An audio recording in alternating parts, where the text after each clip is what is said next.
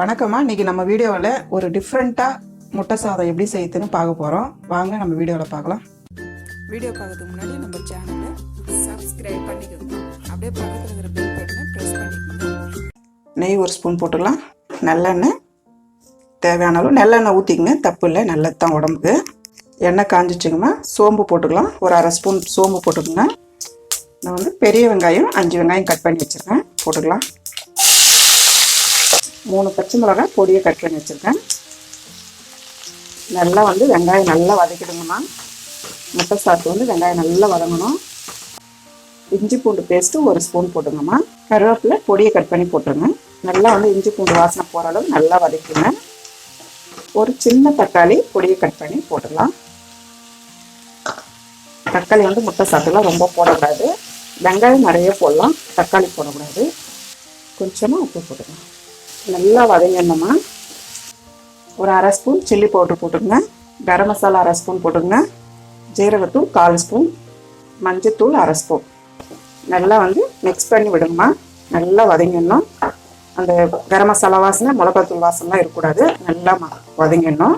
மிளகுத்தூள் 1 ஸ்பூன் போட்டுங்கம்மா. நல்லா இப்போ வதங்கிடுச்சு. இப்போ வந்து நான் 7 முட்டை போட போகிறேம்மா. 1/2 கிலோ ரைஸு, அதுக்கு வந்து 7 முட்டை போட போகிறேன்.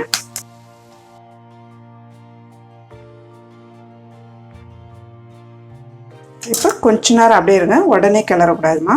இந்த மாதிரி முட்டையை உடச்சி ஊற்றிட்டு கொஞ்ச நேரம் கழித்து தான் கிளறி விடணும். இப்போ வந்து அப்படியே கிளறி விடுங்க. நல்லா அந்த முட்டையோட ஸ்மெல்லாம் நல்லா போயிடணுமா. பாருங்கம்மா எவ்வளோ அழகாக வந்து பாருங்கள், தனித்தனியாக இந்த மாதிரி வரணும். ஸ்டவ் வந்து சிம்மில் வச்சுக்கணுமா, ரொம்ப ஹை தீயில் வைக்கக்கூடாது. இப்போ உப்பு போட்டுக்கலாம். லைட்டாக போட்டுங்க. நான் சாதத்தில் உப்பு போட்டு தான் வச்சுருக்கோம். நல்லா போட்டு இந்த மாதிரி கிளறி விட்டுருங்க. ரொம்ப பொடியாக ஆக்கக்கூடாது முட்டையை. நான் வந்து தண்ணி கொதிக்க வச்சு வடித்து வச்சுருக்கேன் சாதம்.